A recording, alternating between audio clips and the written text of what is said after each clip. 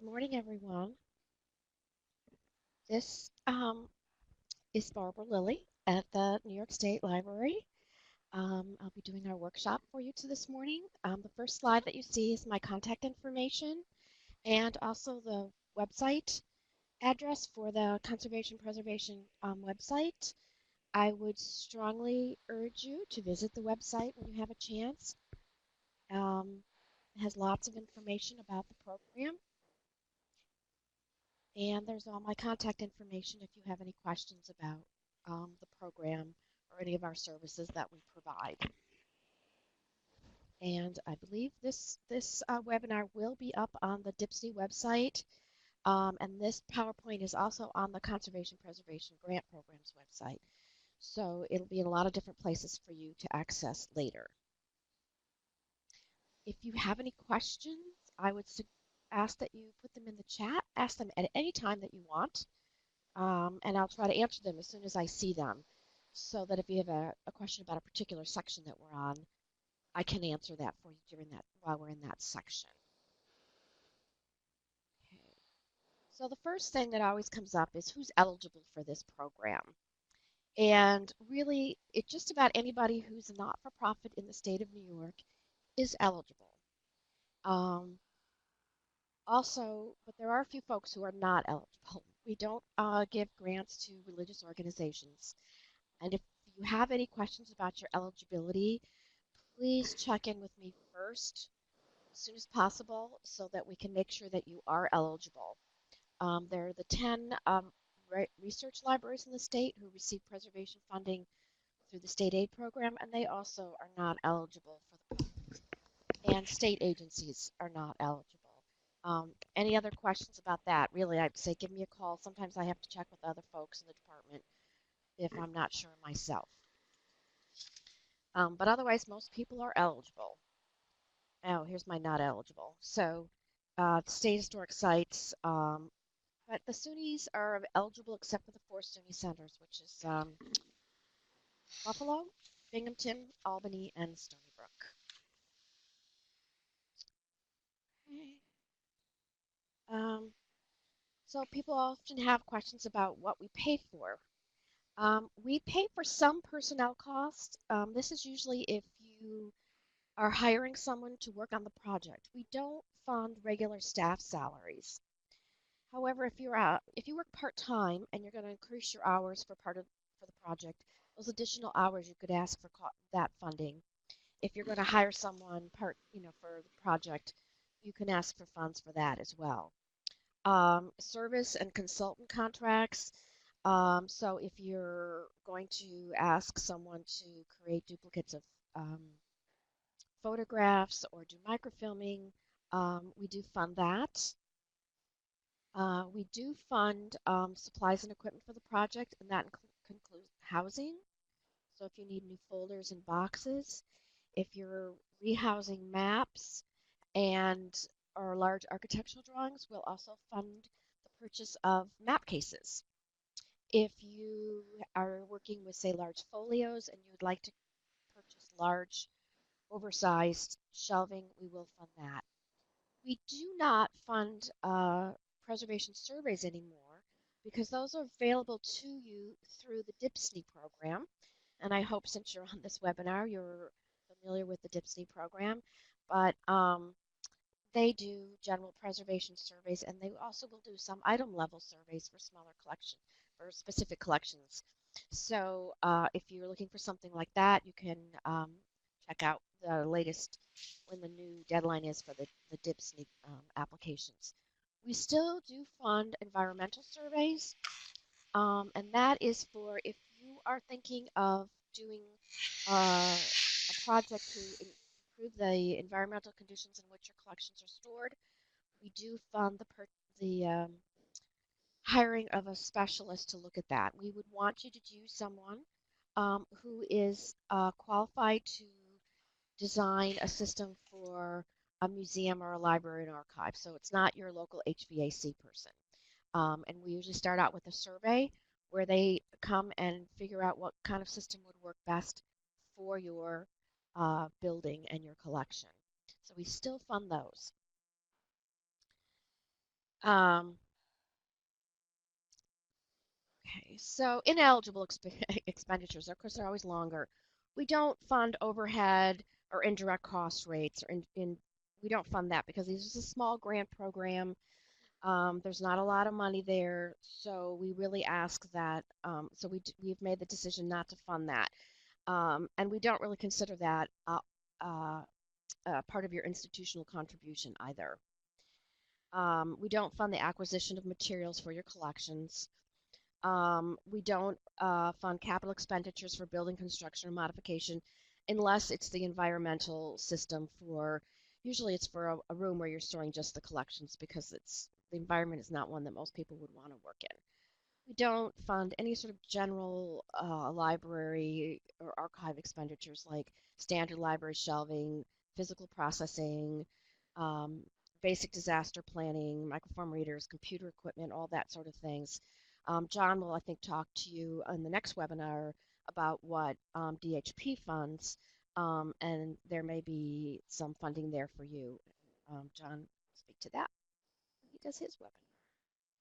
So right now, we don't, this used to be a much longer list, but we still would fund some item level surveys, although we really would encourage you to go to the DHPSNY program for that if you think you're ready for it. And again, if you have questions about a survey or if that's where you should be, you could call me or you could call the staff at DHPSNY and contact them, and we could talk to you about your collection and try to figure out where you were in the process.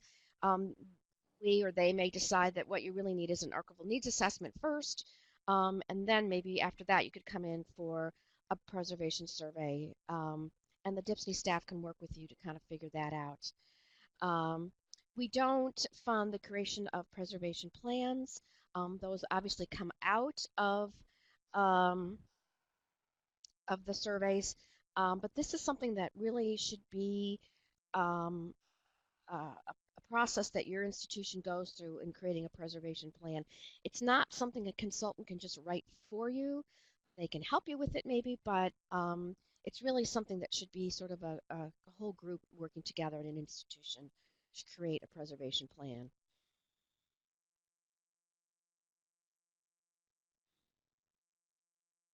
So environmental controls I've mentioned briefly.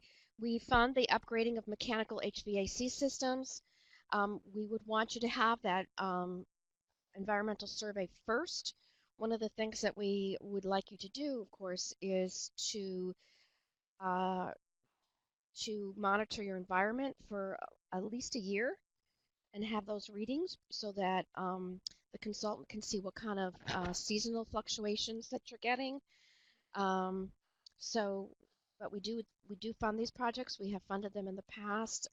Usually, what people do is they take a space within their building and they create this to be just a storage space, so that they can really control that environment. Because if you have people coming in and out all day, it's very, very, very hard to control the environment. Um, so this is, and this can be, can control humidity, temperature, and particulates coming into that space. Again, I mentioned special shelving and storage furnishings. So we will fund large size, the map cases. We will fund large shelving if you have materials that need that large shelving. We don't tend to fund things like file cabinets and so forth because it's often really not the best way to store collections. It's really they're much better off if they're in boxes, acid-free folders and boxes, and then on a shelf. Stopgap measures we do not fund. So we don't fund window air conditioners because they tend to get turned off at night and on the weekends. And one of the worst things for collections is a lot of fluctuation. So if you're turning on window air conditioners at night and during the or turning them off at night or on the weekends, you're creating a lot of fluctuation um, in your environment for your collections, which is really not good for them. It's going to cause deterioration to happen at a much faster rate. And of course, standard library shelving is the responsibility of the organization.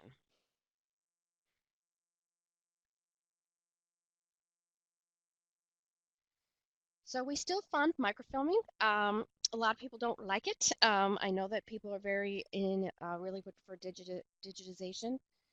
We do fund, I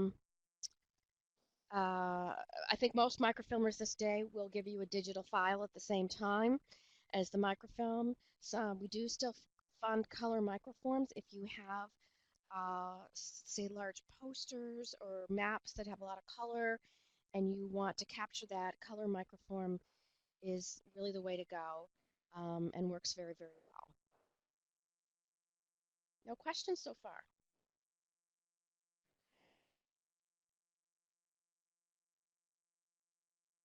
So other reformatting that we fund is photographic negative duplication, copy prints, um, fund sound recording duplication, and some photocopying. So if you have, say, glass plate negatives, nitrate negatives, or acetate negatives, we do fund the creation of an inner positive and a duplicate negative, as well as a print copy for use. Um, if you have negatives but you don't have prints, we will fund the purchase, the creation of prints. Again, you're going to want to use a qualified vendor for this work, not just a local photographer. Sound recordings, we have been funding sound recordings, digital conversion of sound recordings for the last couple years. There's quite a bit of information about that in the guidelines for this program.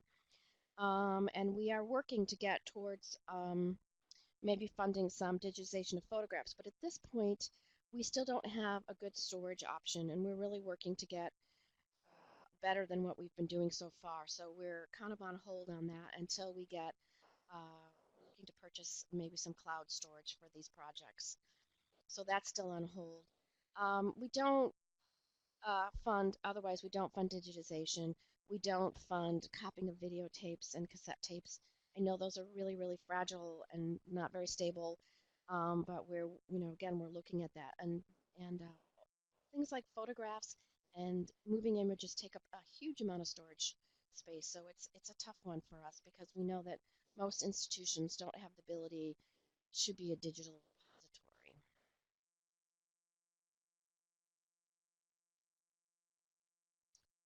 Okay, physical treatment we do fund. This could be cleaning of, say, a collection of maps, um, protective enclosures, either folders and boxes, or you may need to have something custom made for your collection. So again, that's just we're kind of open to that. A rebinding, minor repairs and mending of bound materials, and major conservation treatments where you would, for things that really are very in poor condition and damaged and need treatment. And then in that case, again, you would be hiring a conservator to do that work for you, either sending it out to a regional facility or hiring maybe an independent conservator. Um, and we have lots of folks in the state to do that for you. It's not too hard in New York. We're fortunate in that we have a lot of really good services in New York. We don't fund basic housekeeping, physical processing, and learning by doing projects. Now, we've had in the past people hire someone to come in and do a regional workshop for them. We would not probably fund that and at this point because we have DHP to do that. However, if you have an idea about a specific type of a workshop that you would like to have done, please let me know or let Anastasia at DHP know, and we can see about getting a workshop like that. We have had folks do some very specialized ones in the past about, say, large format items, um, and those have been very popular, things like scrapbooks. So if you have something that you feel that's not a need that's not being met through the DHP workshops, please let us know. We're always trying to come up with new ideas. Bibliographic activities are not something that we fund again. We limit it to 10% of the grant award, and that's usually just to sort of update the records to show that you now have, say, a microfilm or new copies. And it has to be related to the preservation work itself. So typically what people use this for is to update MARC records to show that they now have a copy or there's a new photocopy. We don't fund a lot of photocopying, but we do have funded some. We don't fund the wholesale photocopying of an entire archive, but we have funded, say, materials that say reference materials that we need in that original format for people to use. I think even less and less of that is in paper. Other fundable activities, disaster recovery. If you had a disaster and you're needing to do some work on it, you could apply for a grant to get that material treated. We have funded research in the past, not many years lately much, but we have funded it. Again, specialized training, but I would suggest you go to DHPSNY. If we're going to have training, we want to make sure we make that available to a lot of people, not just some few people within an institution. Preservation informational materials, we've funded quite a few publications over the years. If you have an idea about that, we're open to it. But we do have lots of information out there about disaster planning and rehousing. So I'm not sure if you have some new idea, though. We're open to hearing about it. We don't fund the preparing of disaster plans. Again, we feel like that should be an internal process that you work together on so that everybody in your institution is involved, or as many people as you can, and that they are very aware of where there are problems in your building and what to do. And but we do offer lots of through DHPSNY, we've offered a lot of programs on disaster planning and recovery that can help you with that process. And certainly, if you have a disaster, you're welcome to call. Give me a call, and I often make site visits when people have had disasters and kind of help them through that process. We haven't funded a lot purchasing of emergency supplies because they seem to sort of disappear over time. They get used somewhere else in the institution. Exhibitions, we don't fund. Again, that's not a preservation activity. You may exhibit things after you've treated them because now you can, but that's really not the purpose of this, the funding for this program. And of course, guides and catalogs, and that's something if you were interested in that, you might ask John. DHP. Any questions so far? We're a very quiet group. Okay, so now we're going to get into the application itself. Our applications are online now. We have an online program, and there is the URL to that. But the first thing you have to do is get a username and password to log in, and that URL on the bottom is where you go to fill out the information to get that username and password. We usually get it back to you within a day or two, but I strongly suggest that if you're thinking of applying this year, get that username and password now, because that gets you access into it and you can start looking at it and understanding what you need to do, and there's no last minute panic of trying to get a username and password. We do have a couple people on staff who can do it, but if they all happen to be out, we'd be in trouble. These URLs are also on our website. So this is a little information you have to do for the username and password. You will be then given access to the conservation preservation application. Your username and password is tied to your institution. So if you were to change jobs and move to another organization and try to log in, you would find out that you're logging in as your old institution. And if that happens, just send us an email, and we'll work on that and get you a new username and password. We may come back to you and ask you questions about your institution if we don't know who you are, but usually a Google search will answer all that for us. So this year, the application is open at this time, and they are due by 5 p.m. on November 9th. If you try to hit the submit button on the application at 5:01, you won't be allowed to submit. That's the thing with computers. So here we go again. There's information about the online registration form, a link to the guidelines if you want to read more about that. These grants, if they're over, I think it's $15,000, become contracts with the state, and there's a master contract that's sort of generic information. We have that up here as well for you to look at and maybe show other folks in your institution. Make sure there's not a problem with any of that language in there and that you understand it all. Um, One of the things you also have to do now is pre-qualify through the New York State Grants Gateway. Um, and you must get that in right away. So if you haven't done that, I would get that done right away. If you have already registered in the Grants Gateway, please make sure that your registration is up to date. I think it's every 3 years maybe that you have to re-register. So please check on that in your institution. Depending on the size of your institution, you may have someone who helps with um, grants and so forth, or you may kind of be on your own. So I would start looking at all these things now, well ahead of maybe when you actually start to enter your application.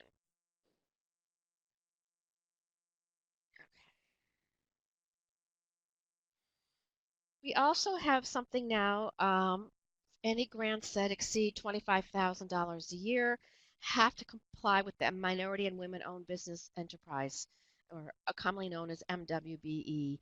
Um, This is a site you go to, and they want you to try to use a vendor that is in the MWBE system. I will tell you right now, there are very few vendors that you would use for preservation of these materials in there. If you can't find someone, or you can't get anyone, if you can't get them to give you an estimate, you can ask for an exemption, and there is some information on that website about that as well. There's also an MWBE office in the education department who can also help you with that. I have to admit, I you wouldn't want me to help you with that. I don't know enough about it, but they do have frequently asked questions. They have all kinds of things there, so I think it would be, they're very helpful there, and they can kind of walk you through that process. We also have a little other information there. On the bottom there, you'll see grants that we have, lists of grants we've funded in the past. So if you're kind of curious about the kinds of things we funded, they are there.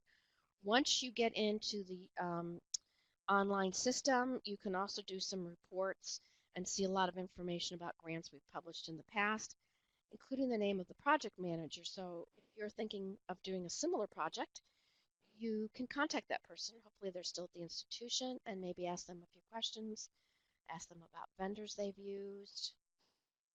Um, this is the form that you fill out. It's pretty simple. Back one. It's the institution name, and you need to give us your work email, not a personal email. Um, and then we have down here some information. We need the county, the school district, and your federal ID number. If you don't know what your federal ID number is, ask the person who does the finances for your organization. Then you're going to ask for what kind of access you want. So more than one person from an institution can have a username and password, but you may want only one person to have submit. And what we require here is that it either be the board president or the director, say the director of the library, has submit. Other folks may have read and edit uh, um, rights, but we really want this to be submitted by someone who's authorized to submit on behalf of that organization. Okay.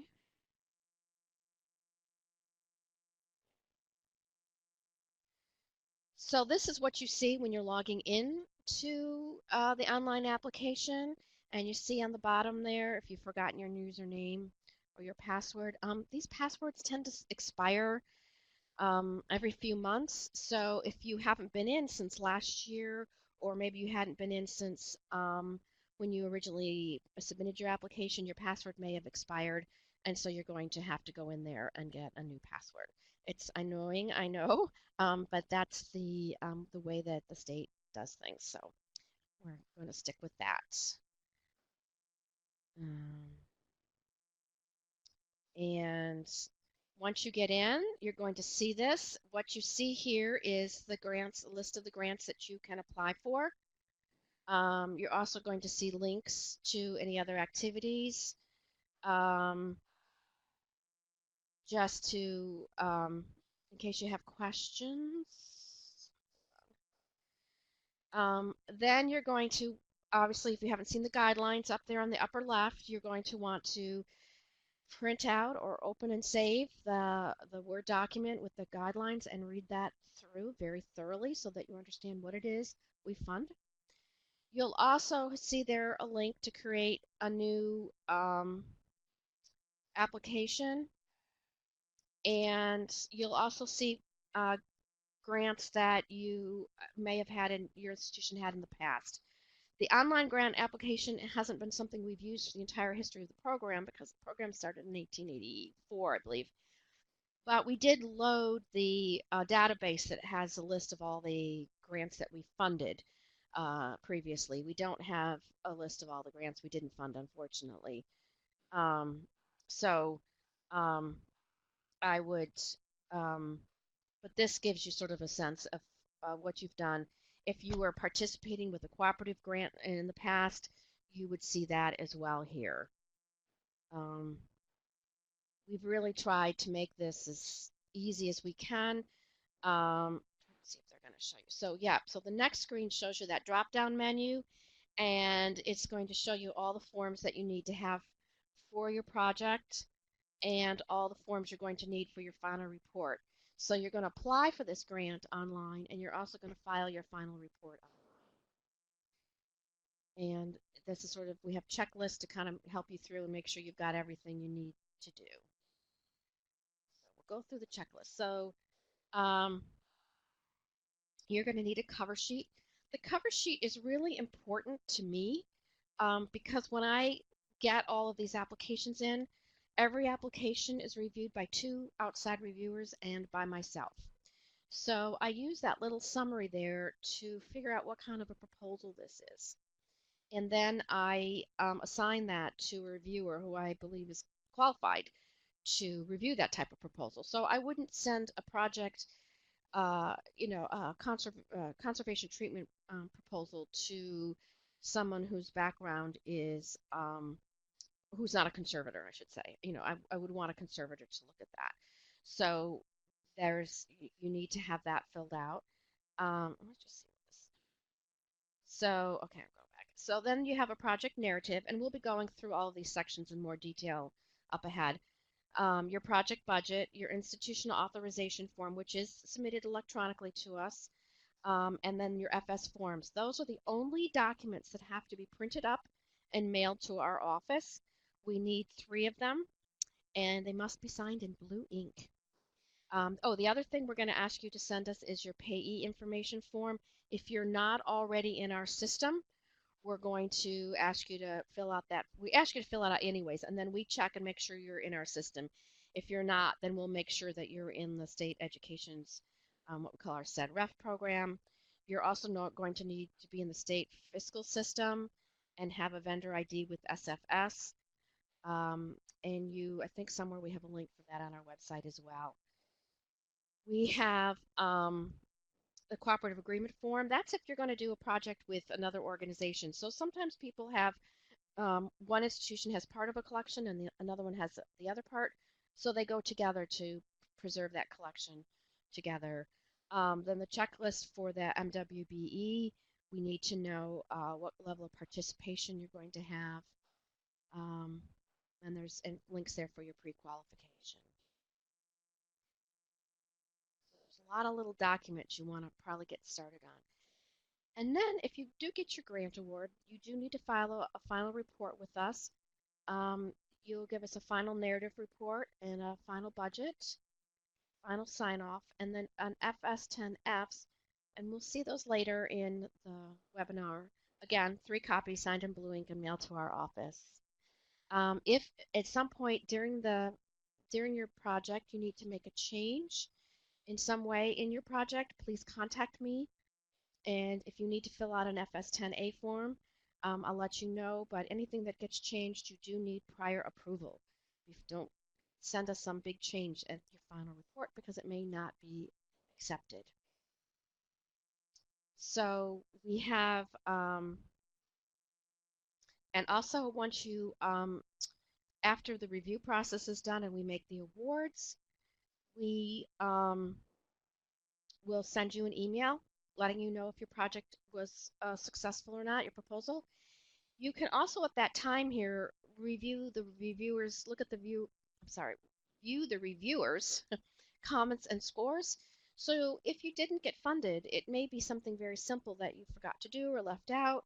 And so those are there to sort of help you to write a more successful proposal in the next round. And you can also see who got approved.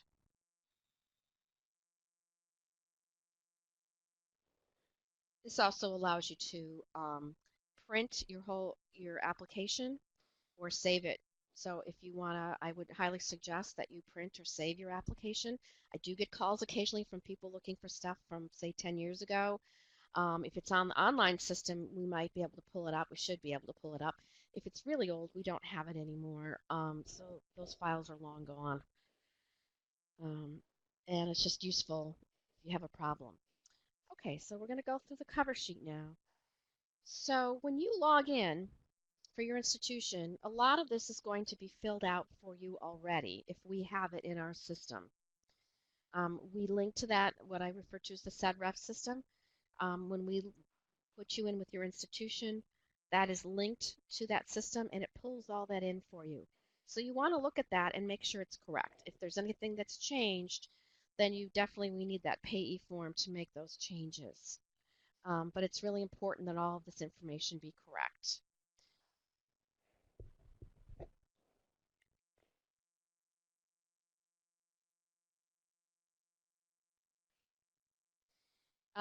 Then we're going to ask you if you're affiliated with a religious denomination, so we can see if you're eligible. And then also how your institution is eligible. Are you chartered by the Board of Regents? Are you registered with the Office of Charities? Or do you have not-for-profit status with the IRS or some other thing? But most people fall into one of these categories that makes you eligible.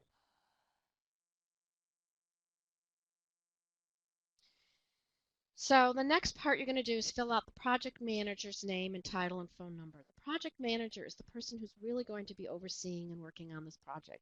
So it might not be the director of your museum or the head of the library, but the person who's actually going to be doing the work. And the way I explain it is if I have a question about the project, this is the person that I'm going to call and who's going to be able to answer my questions about this project.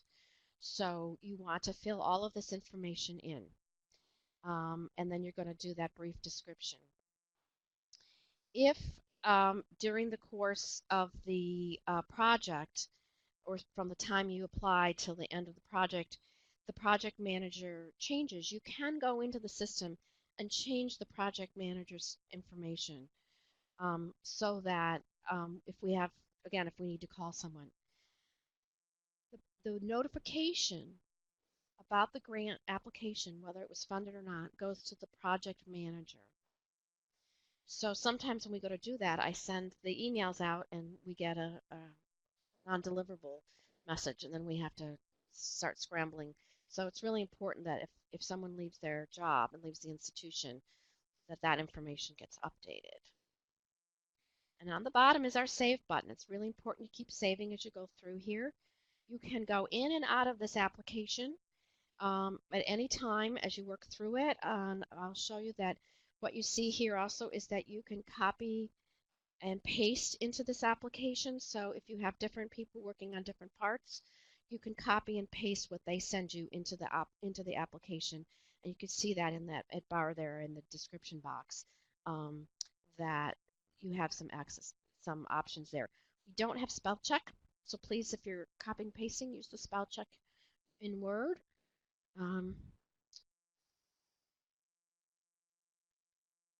Any questions so far? Okay. So I want to say a few just general things about the application as well. These are one-year projects. So typically they're due in the fall. You should be hearing hopefully in the spring, if your grant was awarded or not. They're 1 year. The maximum award amount is $40,000. I'm like questioning myself for a second here. Um, so we don't fund past that anymore beyond that. I think it's 40,000. So if you apply and you don't hear for a while, that's pretty normal.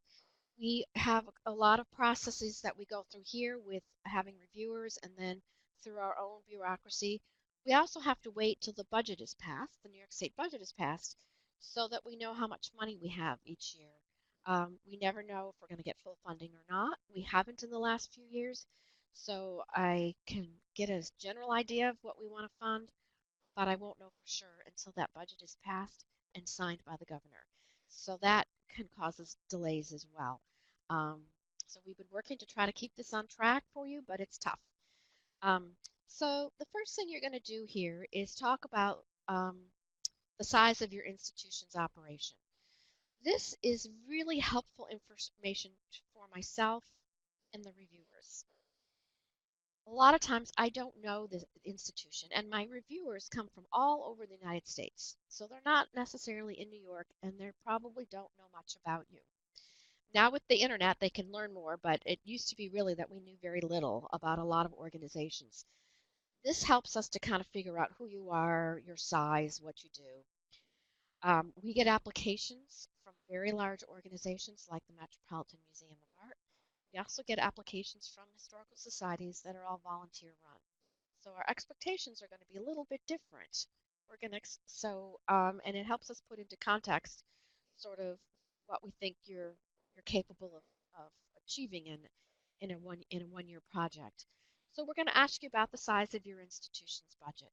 We're going to ask you to tell us what the annual budget is. Now, if you are, say, a library within a museum, you can tell us the museum's budget, but we also would like to know what's the library's budget, what's their staffing, or if you're an archive within another organization. If you're an academic organization and it's the library, you can talk mainly about the library, and then if you're the archive or special collections, talk about them in more detail, because that's who we really want to know about. So that's really important to give us a sense. If you have a lot of volunteers, you can mention perhaps like how many volunteers you have a year who help out in the library or the archive. Again, that just gives us a sense of your size. And then you're going to save. And then on the bottom there on the left, you'll see the upload button, and you can upload a document attachment. And there are attachments we'll get later as well that you can send us. Um,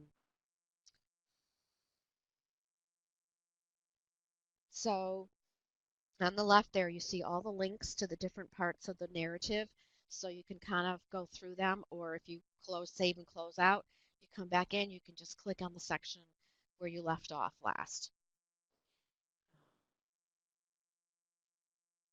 And then you put your narrative in here, or you can copy and paste it in.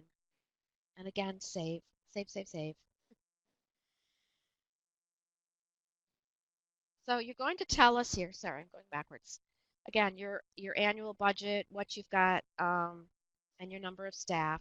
The next section here is a description of the agency's collections. So again, you can talk about your bigger organization, but then really focus in on your department or your unit, the library or the archive. The quantity of materials. You may not know exactly how many materials you have, but that's okay. You can give us, your best guess. You may know how many bound materials you have, but you may not know, for example, how many photographs are in your collection. But you could say we estimate we have about 500 photographs. We want to know the types of materials. So if you have bound materials, manuscripts, archives, photographs, again, detail here is very, very, very helpful for us just to get a sense of what kind of an organization, what you're collecting, the number of items acquire each year, if you spend money on them, how much do you spend, or do you get things through donations? if you've done a weeding project. All of that information is very helpful to the reviewers. Again, to kind of figure out, what do you have, what are you doing?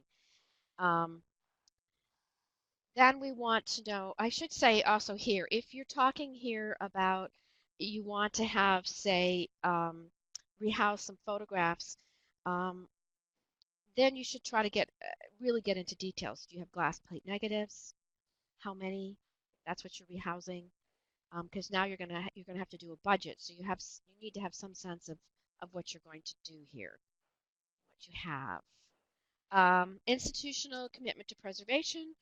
If you have a preservation plan, have you had surveys in the past? Do you have institutional funding for preservation? A lot of people don't realize, but if you're spending money for housing materials every year, that's part of your preservation budget. If a staff person has got so many hours a year that they spend on preservation activities, you can include that.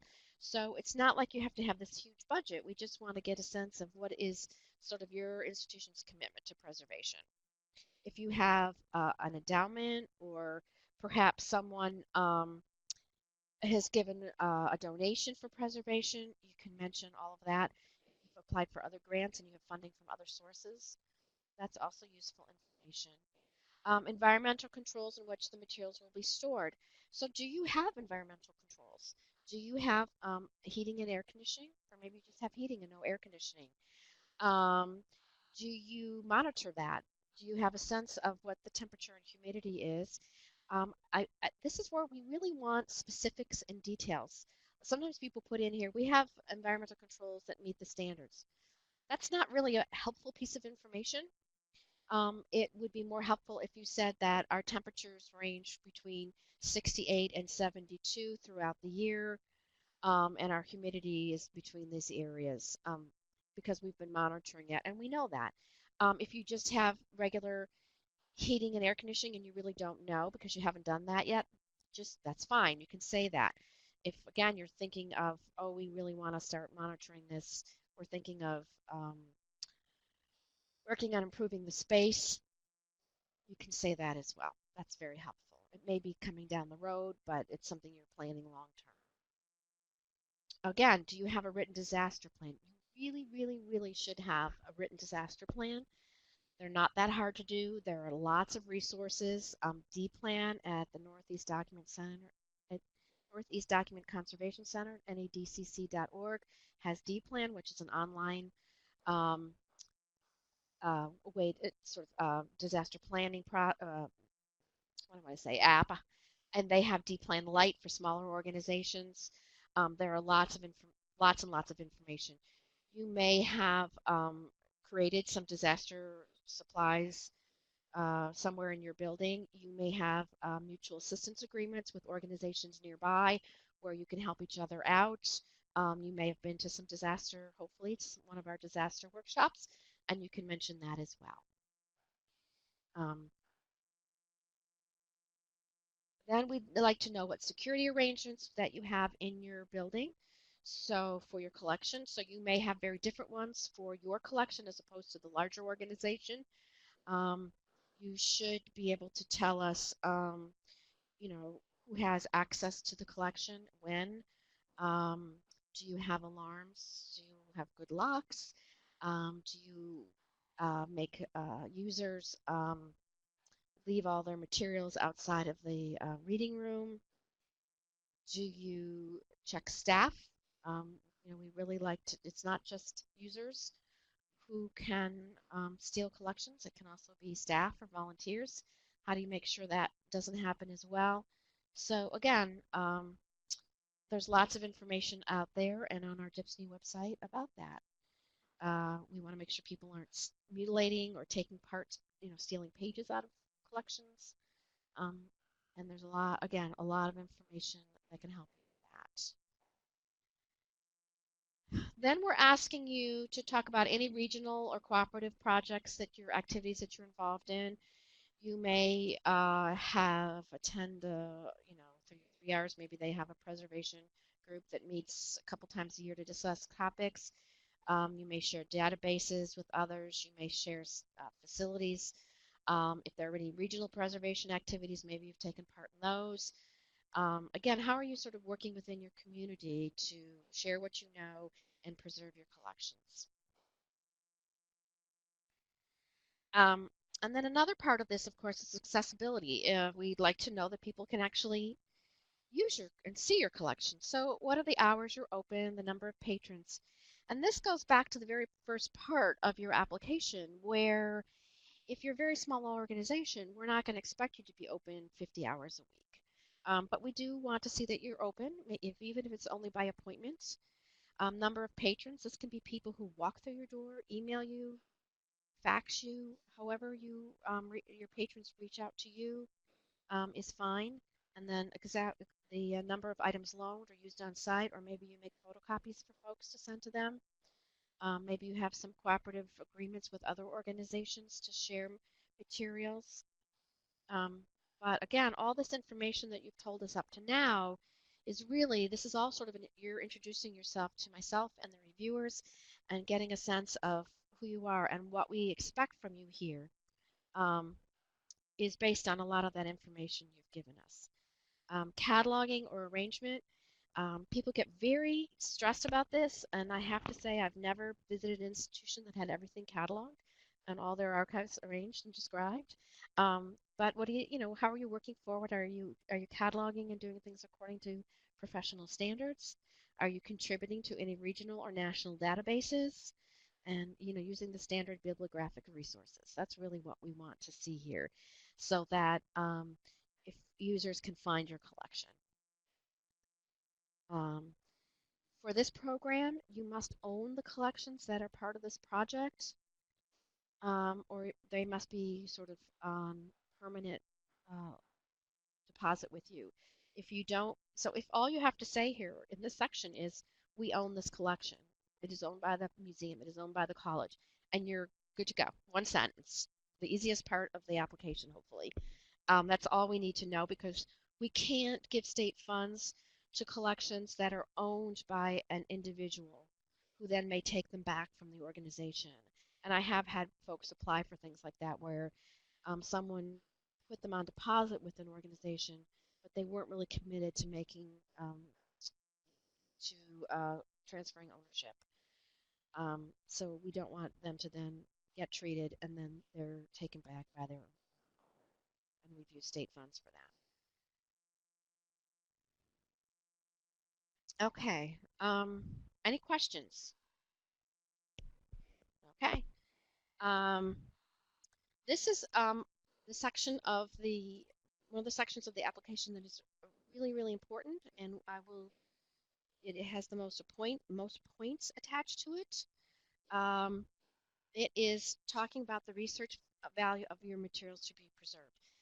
Why are you asking us for funding to preserve these collections? What kind of condition are they in, and why are they important? So again, we're talking only about the collections that are part of this grant proposal here. Nothing else, not the rest of your collections. So the subject area or content, if this collection is about women's suffrage movement, then you want to say that. Um, if it's about a certain business or industry that was important in your community, you want to say that there.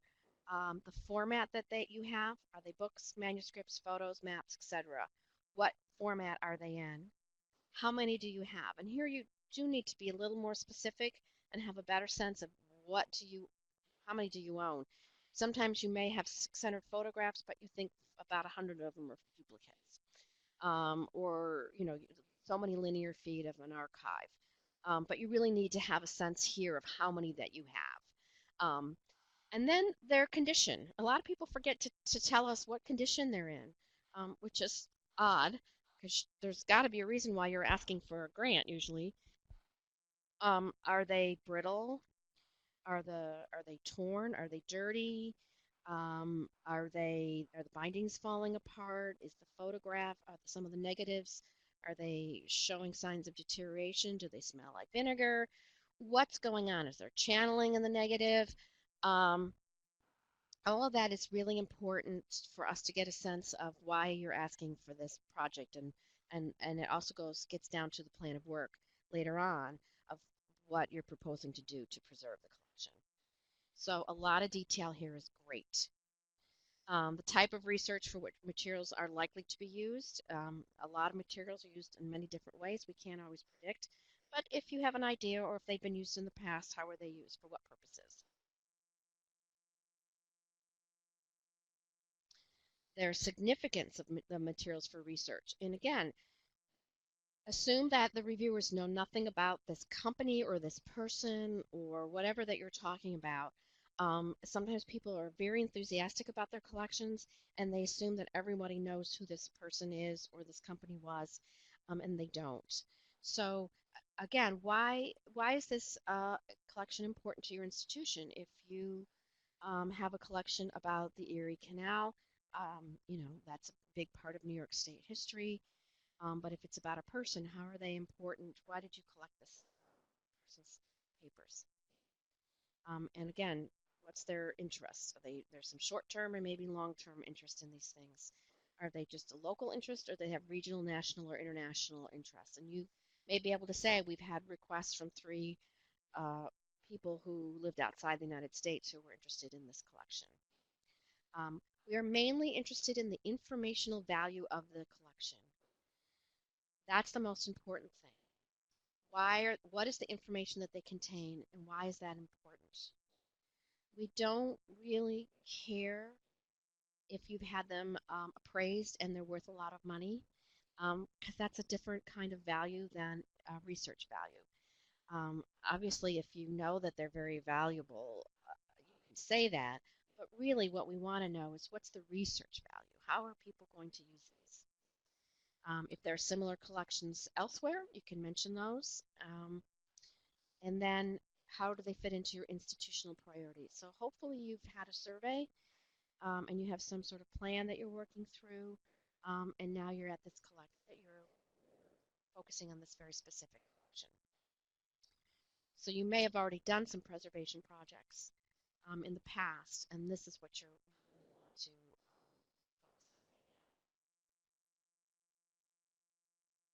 Then we get to the plan of work, also a very important part of your application, where we want a lot of information and a lot of detail. So it's hard to say for sure what your beginning date is because you don't know when you're going to get the award, but generally the projects run from July 1st to June 30th. So you're probably going to need a little time in the beginning, and then you want to have your project wrapped up about a month before the end of the grant year so that you have time to do all your reporting. So if you're going to hire any consultant or people to work on the project, how long are they going to work for and how many hours? You don't have to know their exact start date, but if you think they're going to start in October and work for 4 months, you can at 10 hours a week. That's really good enough for this application. The existing staff, how are they going to be involved and how much time and when are they going to be involved in the project? So they may be involved in overseeing the work of someone you hired, or you may be doing a lot of the work. Someone else may be doing some cataloging, but they should all be here. The contractual work schedules, if you're hiring anyone to come in or to a vendor to do some work, what are you contracting for? What dates? How much time do they think it's going to take? It may be that you're doing a microfilming project and it's going to take 6 months, so you don't think you're going to be sending your first shipment till November. That's fine. Anybody else who's involved in the project or any other activity should be mentioned. If there's, say, cataloging going on, arrangement and description while you're rehousing, you want to talk about that. Some people actually do a whole timeline. What's really important here, too, is whatever's talked about in this plan of work should be in the budget. In the sense, so anybody who's mentioned here should be mentioned in the budget. And anything that's in the budget should be mentioned here in this plan of work. And I'll talk a little bit more about that as we go through the budget as well. That's often something that causes confusion in applications, is that suddenly in the budget an expenditure will pop up that's not mentioned anywhere in your plan of work. And nobody knows what this person's supposed to be doing, and it can cause your application to not be funded. And then the activities that are going to happen. So if you're hiring a consultant to do some work, say conservation, you're going to need to get a bid ahead of time, and they're going to give you a treatment proposal. You can include that treatment proposal as an attachment. And in this section, you would refer to that treatment proposal and say, this is what we're doing. For more details, we have attached the treatment proposal. Any bids or proposals that you receive must be part of this application and should be in there as an attachment. They have to be there. It's a requirement. And any treatment proposal is going to talk about materials and techniques to be used, how many hours, so forth. If you're hiring a vendor to do, say, microfilming, they're going to give you an estimate for the cost, how many reels, how much time. All of that's going to be in there. And so you don't have to repeat everything in the proposal, but you should sort of summarize it here and then refer to that attachment. We do require 2 bids from vendors and consultants, so you should get 2 bids. You should include 2 bids in the attachments, and there'll be a section where you can tell us why you're hiring that person. So you see here personal and vendors involved in the project, your project manager, their resume should be included as an attachment. Any personnel to be hired. If you know who you're going to hire, you can attach their resume. But if you're just going to hire, say, a part-time student to do the work, you can just attach a job description and say, this is what the person's going to do, and these are the qualifications we're looking for. Any other existing staff that are working on the project, we should see them named, and we should see their resume. Consultants and vendors, like I said, we want 2. Those should be attached. And then you should say why you chose the consultant that you did. We don't require you to hire the lowest bid. We want you to hire the most qualified vendor. So, that's why I was saying, you don't want to use a local photography shop because they will not be able to do the work to the standards that we require. A local HVAC company wouldn't probably be able to really design a system for you that would get the temperature and humidity controls that you need. So we're really looking for you to hire the most qualified vendor. If you get 2 proposals and the prices are wildly different, something wasn't communicated right to somebody, and you might want to go back and talk to those to see if they both were understanding the same thing, because that's a red flag for reviewers as well. If there's a huge difference in the application, the estimate cost, that means probably something is wrong in what you communicated to them. It should have been the exact same information to both of them.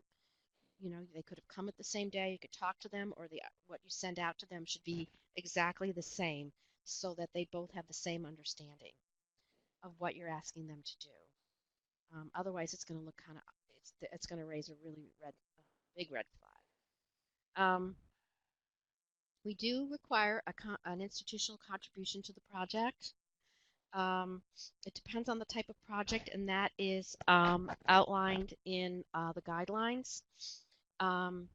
You can include contributions of staff time that they're spending on here, even though you're not asking for funds. You talk about the amount of time staff are spending on this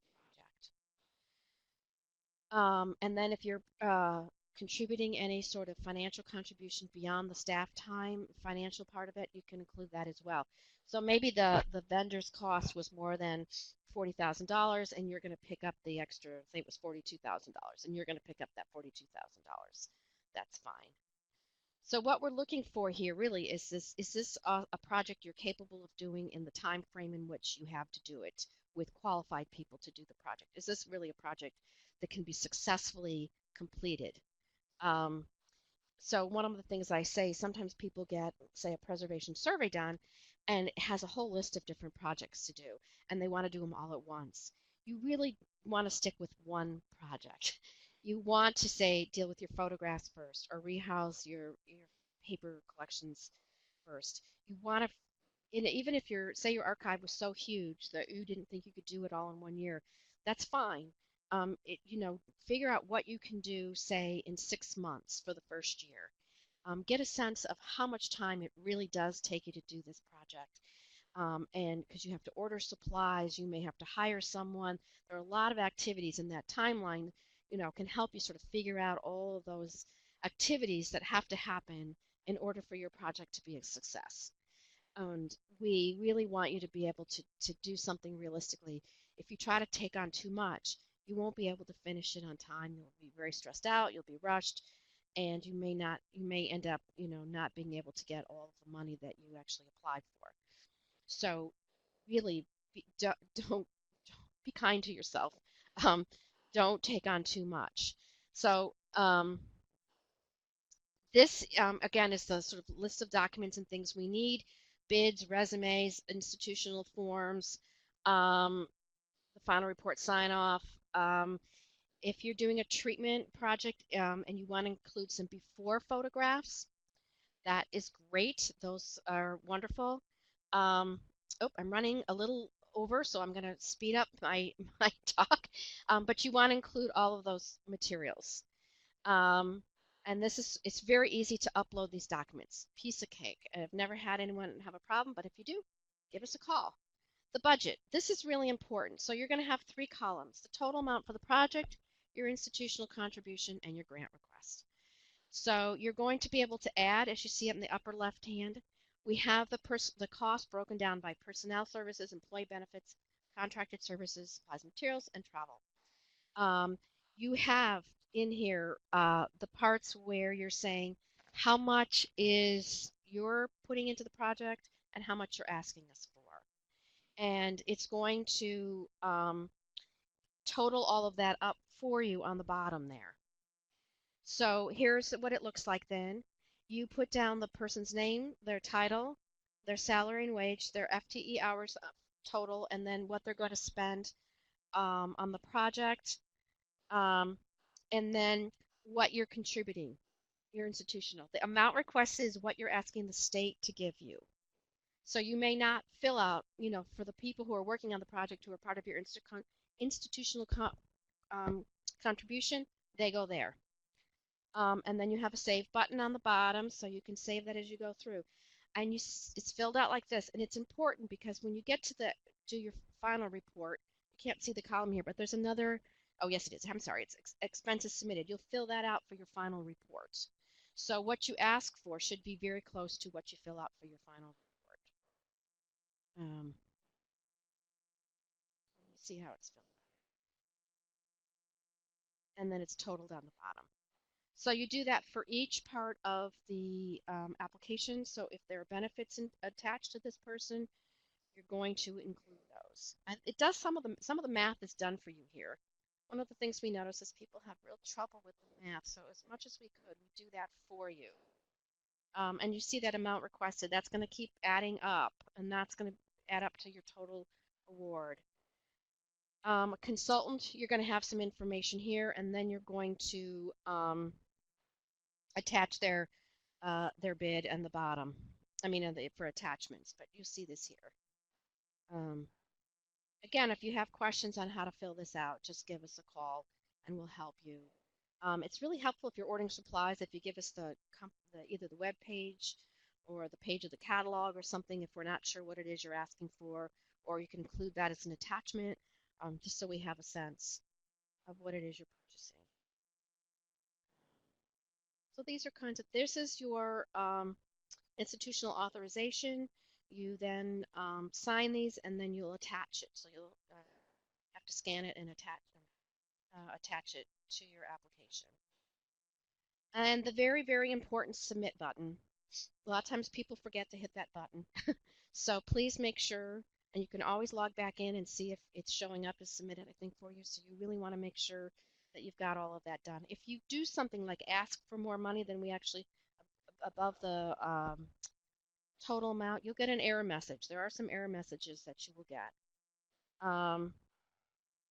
And then it'll confirm, do you really want to submit this? And you say, yes, I really, really want to submit this. And you can save and print your application at that point as well. If there's something that's not filled out, it's going to tell you didn't fill out that section. FS10 forms are already filled out for you. All you have to do is make sure, again, if they're correct. If they're not, let us know. Just send us an email. This will all be automatically filled out for you. You want to double check and just make that it's correct. This is what you think you're asking the state to give you. This is only showing you, this is the payment process. So it's only going to show you what what you're asking us to pay for. And at the bottom here are this last page is some total grand total of your project broken out. You will see up in the upper right your agency code. That is your unique SEDREF number. Your project number, that 0305. That information is, you want to make a copy of these FS10 forms for yourself and keep them in your folder. If you're calling and you're referring to your project, you can tell me your institution, but having your project number is super helpful. This is what the payee form looks like. You'll need to fill those out and send it in. And here's some of the general reports that you can see when over here on the right. Once you have a username, you can search all kinds of information about the program. Just play with that and get a sense of what you can find with that. If you have suggestions, let us know. So I'm at the end, and we're getting ready for John. Any questions quickly before John starts? No? Okay, if you have questions, please email me or call me. I'd be happy to talk to you about your project. Thank you. Okay, can everyone hear me? Okay, I hope so. So I quickly want to thank Barbara for a great presentation. Also want to thank Jason and Anastasia for keeping all the digital bells and whistles going for this webinar. My name's John Diefenderfer. I'm the program officer for the Documentary Heritage Program at the New York State Archives. And basically what I'm going to be talking about today is a general overview of the DHP.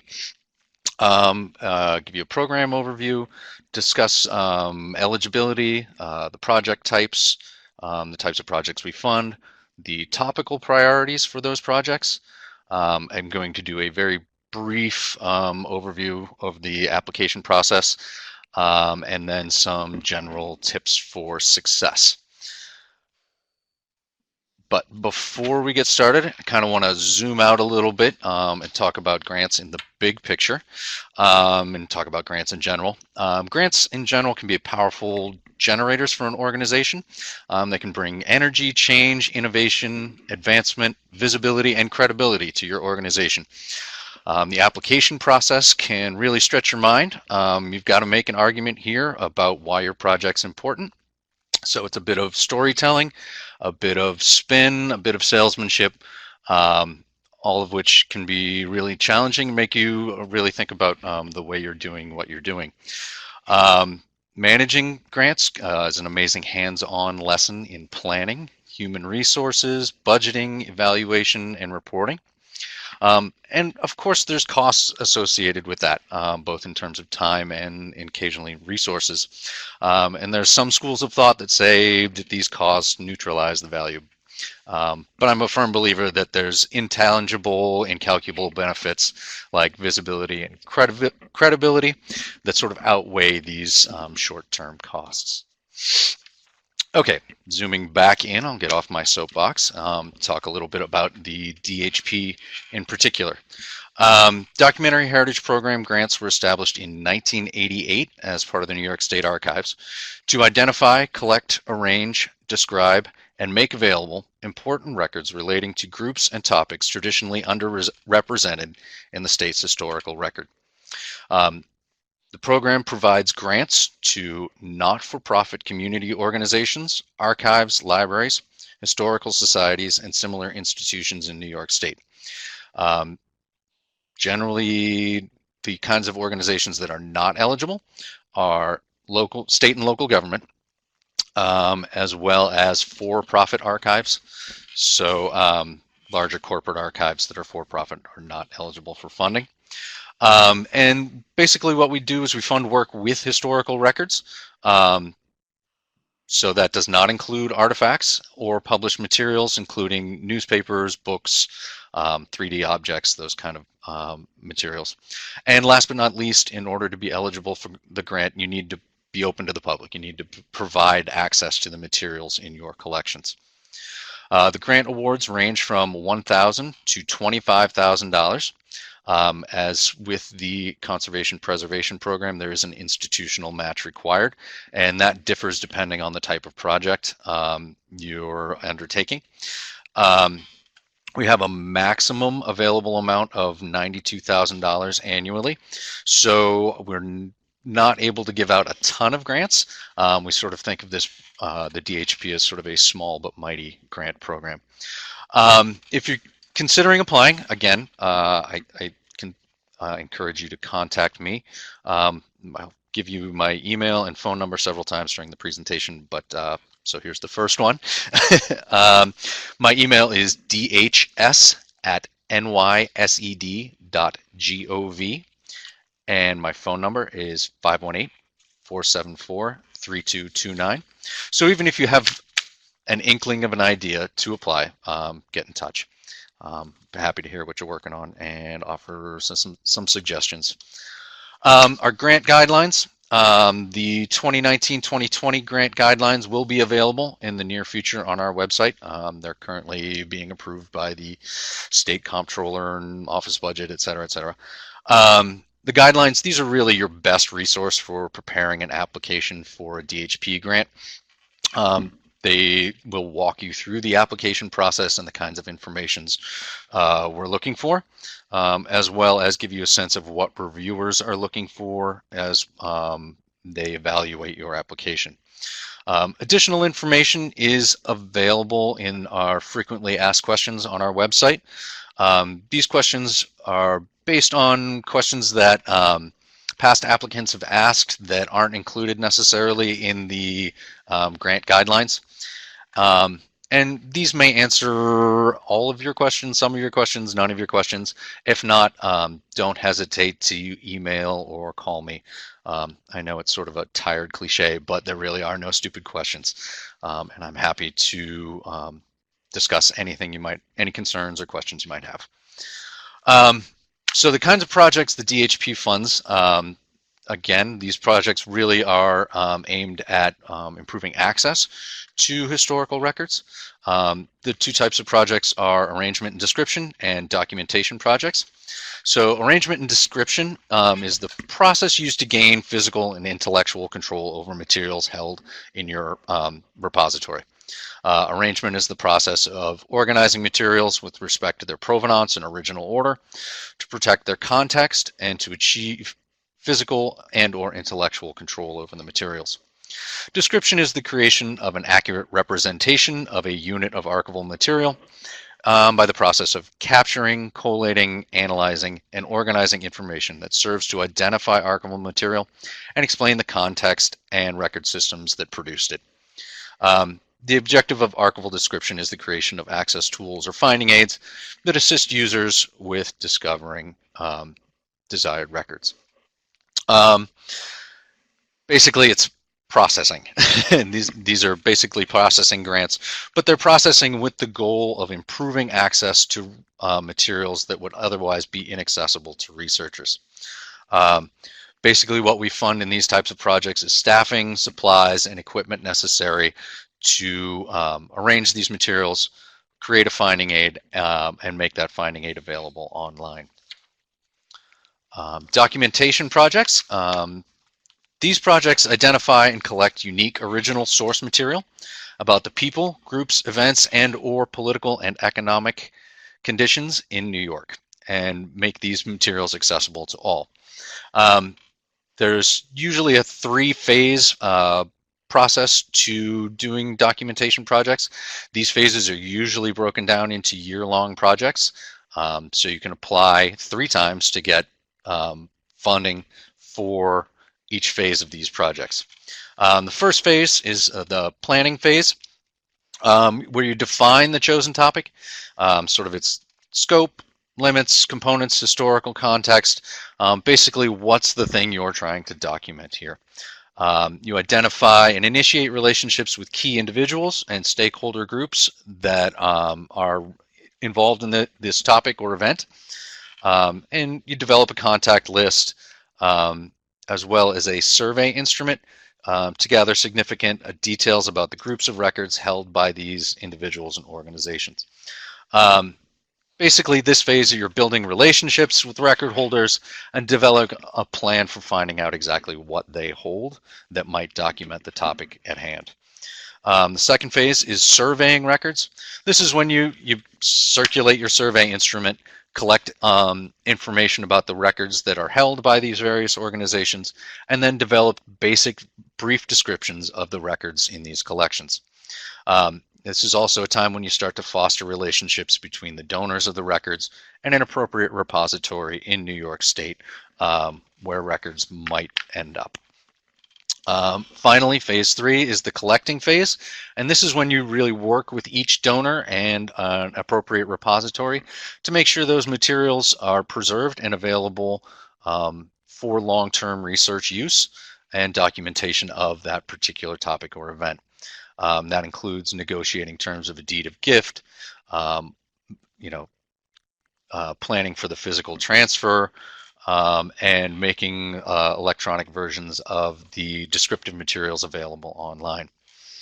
Generally, all these phases involve hiring and working with a consulting archivist, as well as establishing and working with advisory committee to sort of guide the overall project. These projects may be cooperative with other institutions. So if you know there's another institution that is interested in this topic and it's a collecting strength of theirs, you may want to partner with them on doing a documentation project. Detailed information about all of these stages are available in the guidelines, and even more detail is available in a state archives publication called Documentation Basics, a guide to planning and managing documentation projects. That is currently available on our website. However, we're in the process of redoing our publication section. So if you can't find it, by all means, get in touch. And I can get you a copy of that quickly and easily. Again, my email is dhs@nysed.gov, and my phone number is 518-474-3229. And again, the kind of things that we fund for documentation projects are similar. It's staffing, supplies, and travel to visit these various repositories that might be identified. In addition to the two project types, the DHP focuses its funding on four topical priorities. And these topical priorities were developed by the State Archives in conjunction with the State Historical Records Advisory Board. And they are, in no particular order, number one, economic change. And projects that document economic change should focus on changes in New York State's economic base, including deindustrialization, changes in production, processing, promotion, and distribution of agricultural commodities, medical and health services, public health, provision of medical, mental health services, or in efforts at economic revitalization, including development of new industries and businesses in the state. Second priority is military history. These projects should focus on issues related to the military and military service, including New York's veterans and veteran organizations, civilian participation in wartime activities, professionally supported war efforts such as war industry workers, medical volunteers, defense contractors, military sites, etc., etc. Third is New York communities, and projects in this priority should focus on records that document the social, cultural, political, and economic lives of peoples or communities in their engagement with the broader history and culture of the state. Applicants who have questions about whether a particular group fits in this category, give us a call. We're happy to talk through what your ideas are and sort of what we're thinking about with this priority. And last but not least, social reform and activism.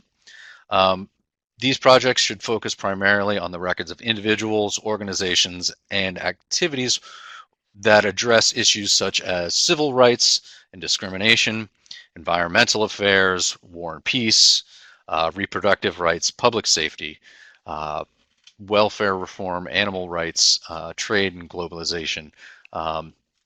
So that's the four topical priority one. In addition, we have a level 2 priority, which is sort of a catch-all for any other under documented topics in New York State history. Level 2 topics should meet at least one of the following criteria. The topic represents a contribution by New York State that is distinctive, seminal, or precedent-setting. Topic has a major impact or influence, whether statewide, regional, or local. Topic reflects the beginning of a trend or issue, or an important milestone in the history of New York State. The topic is illustrative of common experience statewide, or the topic has been significant over a considerable period of time.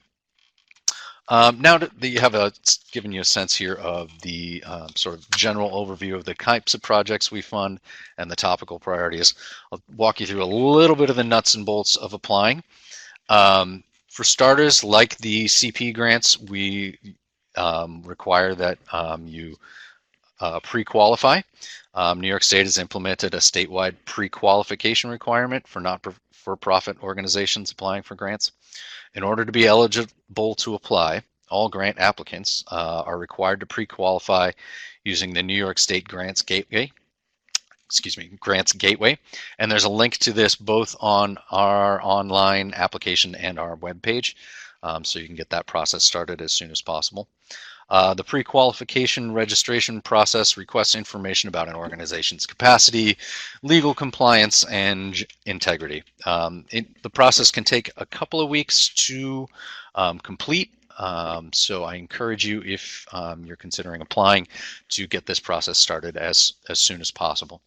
The types of information required for the pre-qualification include the following: certificate of incorporation, an IRS 501c3 determination letter, your most recent IRS 990 filing, audit reviews and findings, annual state filings for charitable organizations, profile of your board of directors, resumes for senior leadership, as well as corporate bylaws.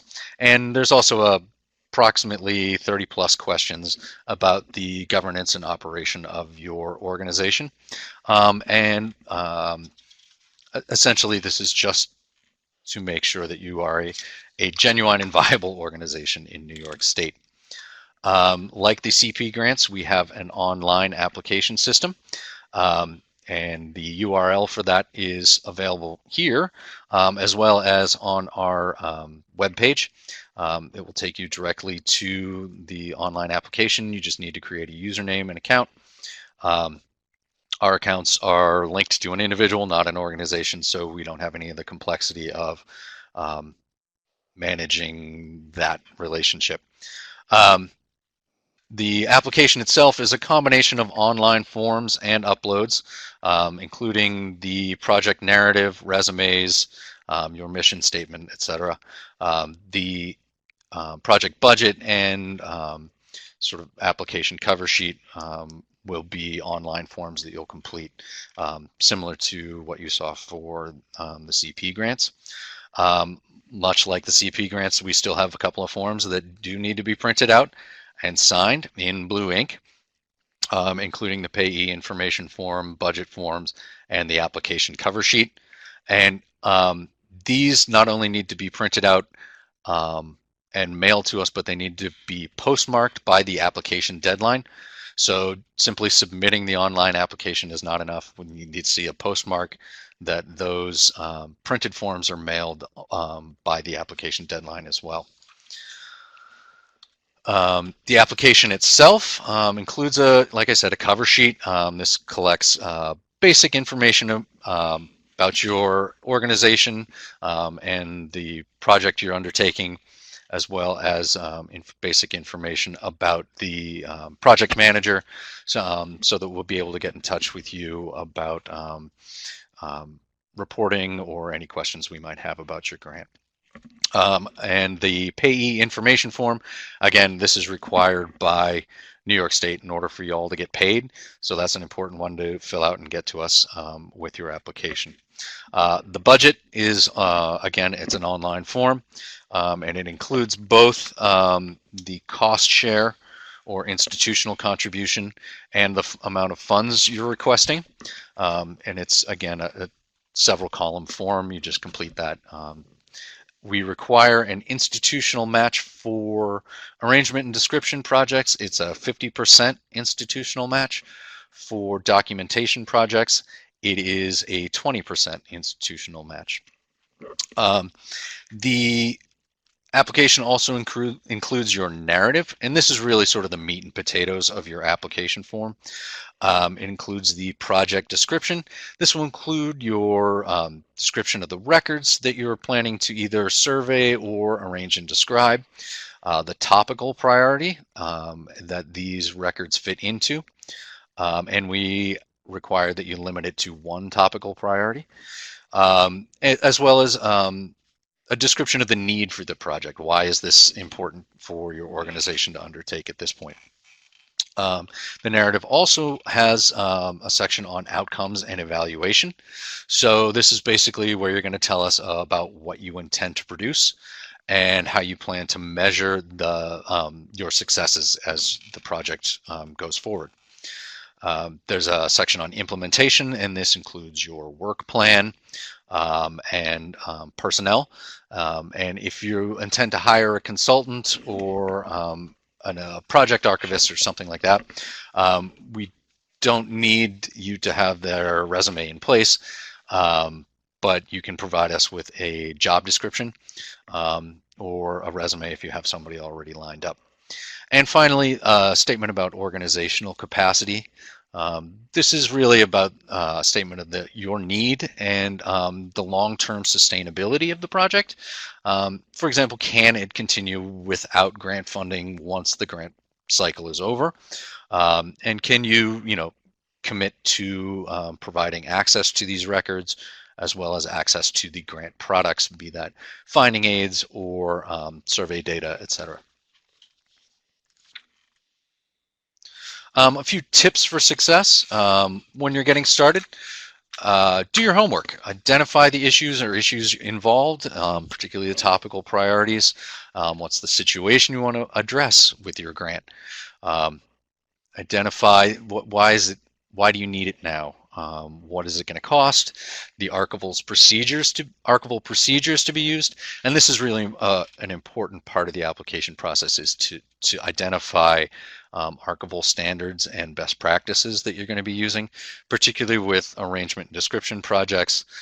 We really like to see a fairly strict adherence to established archival standards for description. And doing this kind of research puts you in a better position to decide on sort of the best solutions to describe in your narrative. Review your core documents. Use your mission statement, long range or strategic plan, collections policy, and other policy documents as guides when selecting your project. We really like to see projects that conform to your collection policy or your mission statement. If this is if you're, as part of this project, you're expanding that collection policy or changing that mission statement, we want to hear about that. But again, reviewers really like to see an alignment between the topical priority and project type that you're proposing, as well as your overall mission and collection policy. Make sure you have internal institutional support for this project. Be sure you have the full commitment of your board and upper management before applying. I think probably the biggest challenges we've run into with grant projects are ones where the upper management or resource allocators haven't been fully brought in on this project or aren't fully committed to the grant project. And so really actively cultivating that before you apply is important. And talk with others. Identify the issues at hand and analyze your needs by consulting with other people, including your board, staff, volunteers, community members, potential stakeholders, staff of past grant recipients, and we have a listing on our website of past grant recipients, and I'm sure most of them would be happy to answer any questions you have about the sort of project they undertook and sort of the joys and sorrows they may have experienced as part of that process. And Obviously, don't forget to consult with me. I'm happy to answer questions, provide as much information as I can. While I can't offer, I can't review application narratives or anything like that and offer edits or anything, I can happy to discuss what you're proposing, um, and maybe offer some suggestions for improvement based on that conversation. Again, my email is dhs@nysed.gov, and my phone is 518-474-3229. Continuing on, justify, and justify. Make a convincing case that your topic fits within one of the topical priorities. This is really important and something reviewers really take seriously. Um, you need to persuasively explain the need for the project and explain its benefits to your organization, as well as benefits to sort of the broader um, historical records community or research community. Why are these records important and who's going to use them? Um, and then convincingly demonstrate that all of the expenditures are appropriate, reasonable, and necessary to the project. Much like as Barbara said earlier, if we see something in the budget that isn't described in either the budget narrative or the plan of work, reviewers are going to start to raise some questions about that. And finally, align. Make sure your project narrative, cost share, and your budget correspond exactly. If you mention something that costs money in the narrative, that cost must be reflected in either the cost share or the budget, and vice versa.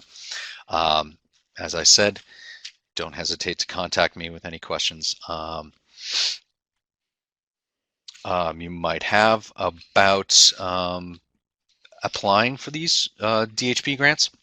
Again, I'm going to sound like a broken record, but my email is dhs@nysed.gov, and my phone is 518-474-3229.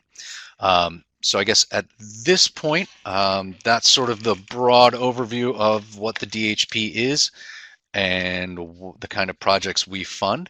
So yeah, if there's questions, I'm happy to answer anything about the DHP, or if you have questions about the CP grants, I'm sure Barbara will be happy to jump back on and answer those. Any questions? Okay. Again, I'd like to thank everybody for participating, and I look forward to working with you as you apply or think about applying for DHP grants.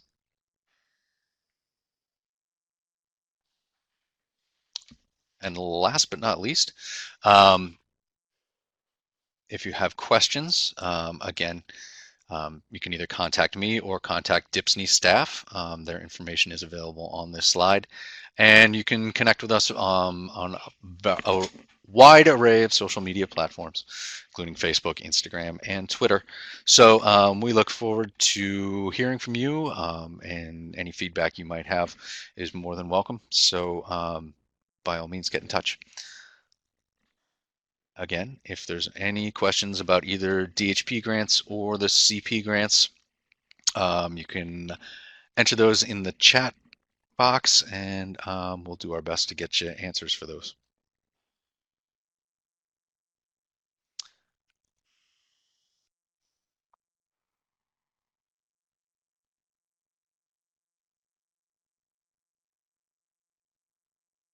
Okay. I think at that point, without any further questions, I think we'll sign off. Jason, are you still there? I'm here.